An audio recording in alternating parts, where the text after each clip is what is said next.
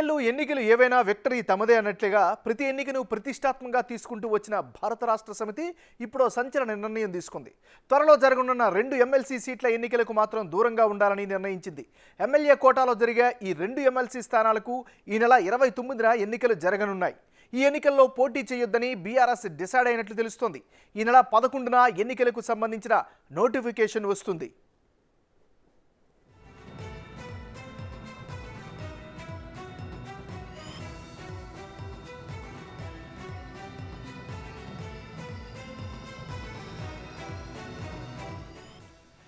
ఈ 2 స్థానాలు బీఆర్ఎస్ నేతలు రాజీనామా చేయడం వల్ల ఖాళీ అయినవే.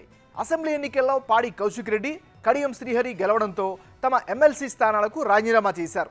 దీంతో ఎన్నికలు అనివార్యమయ్యాయి. అయితే తగినంత ఎమ్మెల్యేల సంఖ్య లేకపోవడంతో మొత్తానికే బరిలోకి దిగకుండా తప్పుకుంటోంది బీఆర్ఎస్.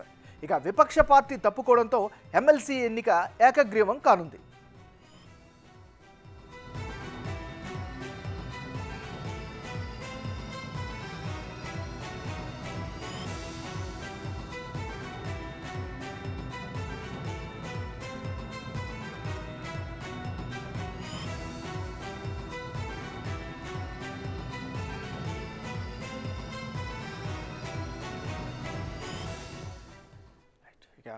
ఎమ్మెల్సీ ఎన్నికల నుంచి బీఆర్ఎస్ తప్పుకుంది. దీనికి సంబంధించి మరింత తాజా సమాచారాన్ని అందించేందుకు మా రిపోర్టర్ సైదులు ఫోన్లలో సిద్ధంగా ఉన్నారు.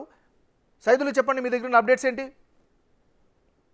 ఎంఎన్ఆర్ ఎమ్మెల్యే కోటలో 2 ఎమ్మెల్యేలకు పాడి కౌశిక్ రెడ్డి, అదేవిధంగా ఇద్దరు ఎమ్మెల్యేలు ఇద్దరు కూడా తన రాజీనామా చేసిన అనంతరం ఎమ్మెల్యే నోటిఫికేషన్ ఈ నెల 11న విడుదల కానుంది. అయితే వాస్తవంగా షెడ్యూల్ కూడా నిన్ననే వచ్చింది. అయితే ఇద్దరు కూడా కొంత అంటే మొత్తం బీఆర్ఎస్ కి సంబంధించిన ఎమ్మెల్యేలు ఎవరైతే ఉన్నారో వారందరూ కూడా ప్రస్తుతం ఉన్నటువంటి 39 మంది వాళ్ళకి ఎమ్మెల్యేలు ఉన్నారు కాబట్టి సో ఆ ఓటింగ్ నుంచి కూడా ఒక ఓటు క్రాస్ అయినా సరే కొంత పార్టీకి కష్టం కలిగించే అవకాశం ఉంటుందని చెప్పేసి కూడా ఇటు బీఆర్ఎస్ భావిస్తున్న నేపథ్యంలో ఖచ్చితంగా పోటీకి దూరంగా ఉండాలని చెప్పేసి కూడా ప్రస్తుతం అయితే వాళ్ళు భావిస్తున్నారు. అయితే వాస్తవంగా ఈ నెల 11న నోటిఫికేషన్ విడుదల కానుంది. ప్రస్తుతం అయితే షెడ్యూల్ వచ్చింది. సో 11 నోటిఫికేషన్ విడుదల కాగానే ఖచ్చితంగా అధికారికంగా వాళ్ళు ఒక ప్రకటన కూడా చేసే అవకాశం కనిపిస్తుంది. వాస్తవంగా గతంలో 40 ఎమ్మెల్యే స్థానాలకు ఉండగా ఖచ్చితంగా ఒక ఎమ్మెల్యే కూడా ఒక ఎమ్మెల్సీ స్థానం ఖచ్చితంగా తీసుకోవాల్సి ఉంటుంది. సో ఈసారి కొంత అది తగ్గించి అంటే ఈసారి ఈసీ ఇస్తున్న షెడ్యూల్ ప్రకారం అయితే చూసుకున్నట్టయితే మాత్రము సో కొంత తగ్గించి మార్పు అంటే వాస్తవంగా గతంలో కొలుచుకున్నట్టయితే 40 ఎమ్మెల్యేలు ఉండగా ఖచ్చితంగా ఒక సీట్ ఉండేది. సో ఈసారి కొంత తగ్గిస్తున్నారని చెప్పేసి కూడా వాళ్ళకి సమాచారం అందుతున్న నేపథ్యంలో అంటే 11తో ఒక క్లారిటీ వచ్చే అవకాశం అయితే కనిపిస్తుంది. సో ఖచ్చితంగా ముందే వీళ్ళకి సమాచారం ఉంది.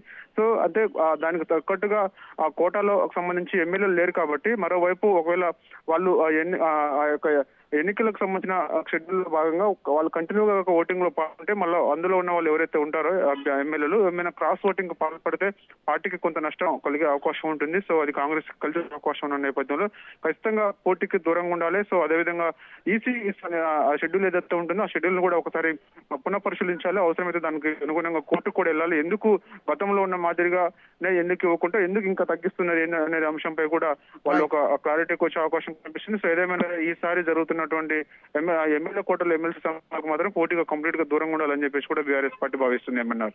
Right, thank you Saidulu.